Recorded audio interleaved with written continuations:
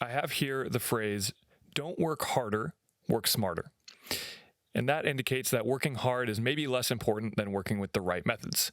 But I also have a quote from Alex Hermosi, who seems to say otherwise. He says, people get really obsessed with optimal, which is getting the most bang for your buck. But there's also maximizing, which is just getting the most bucks. I agree with that. Do you find merit in either of these methods of thought? You want me to start with this? Yes. So I don't even know if I'm going to comment on this one. what? So when I was in middle school, okay, what I was most proud of, number one most proud of, was my level of laziness.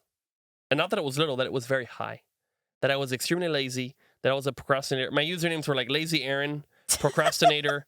Like I would just describe yourself. I would put lazy. And I don't want to work, right? And so for me at that point, you could say like, oh, I just wanted to work smart. Like I just want to like plant a seed and then like come back to it years later and then have all this money. I want to win the lottery. I want to do everything easy and like smart. The problem with that idea is that it's not one or the other.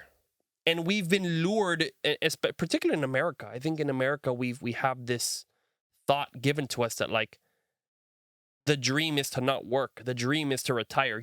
If your end goal in life is like do nothing, then your actions every day become doing nothing. And then little by little, then what are you doing? What's your life?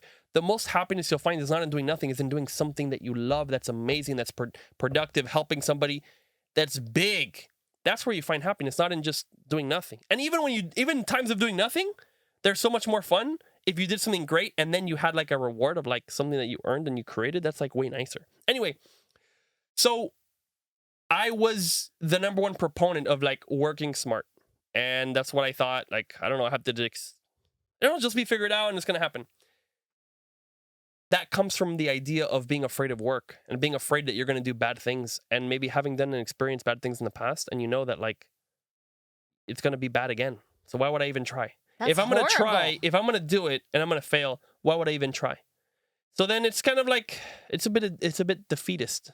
Like you're going to lose. Oh. And so if you are okay with work and you enjoy work and you can work very hard, and as you're working hard, now you have, I don't know, 8 hours of work, 6 hours of work, 10 hours of work, 15 hours of work every day. And then you optimize. Then you can say, oh, wow, I wasted 3 hours here. I did this, I did that.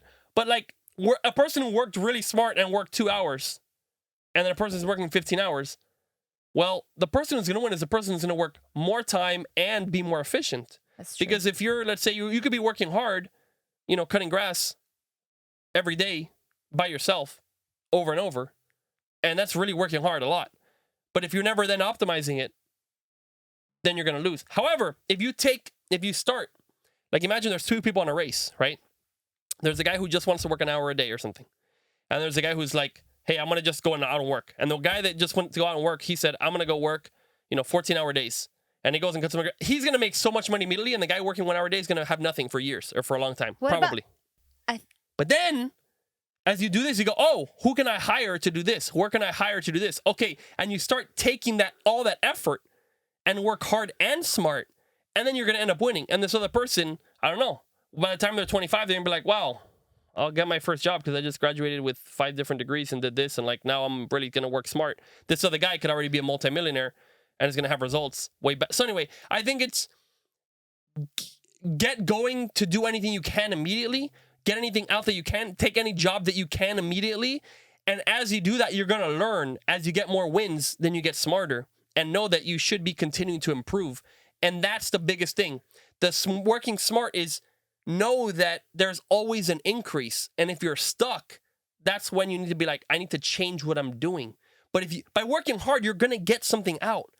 And then you just go, how do you keep it getting better and better and better? That's called the direction, right? What direction are you going into? And if you focus on that, your intelligence should change your actions to make it continue to grow. And if you're also working hard, then you're going to make it big.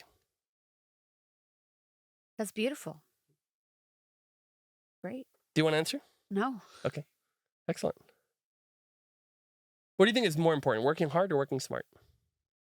I think working hard. Yeah. Yeah. But I also think that if you do both, if you work hard and smart, then I think you have a much greater chance at success because, as you were already saying, if you're working hard and you're trying to figure and you're working out the systems and the methods and the best ways of accomplishing whatever the goals or purposes that you're trying to accomplish in whatever this venture it is you're doing, whether business or personal, and you can make it more efficient. I'll just give you a real life example. When I was getting super fine tuned into my fitness, which was about 4 years ago, I was so like at the very beginning of my journey of losing, I think it was like 50 pounds after the second kid. Basically, at the beginning, I was just, cutting out different food. I would weigh myself every day as a way of keeping track of like, if I took this one out, then what would that do? What effect would that have? And I could, based on doing that, I figured out what foods would affect my body poorly or not poorly. And I became so in tune with my body that I would know what would happen if I had this versus this. And it was very, very exact, including like I was working out 6 days a week, 3 of which was like running 5Ks and 10Ks. So it was very, I had a very finite understanding of myself and what was going to make myself get more towards my goals or less towards my goals, and how to be more efficient with it too. If I wanted to cut and be more like muscular, I knew what I needed to do. But at the very beginning, I knew nothing, right?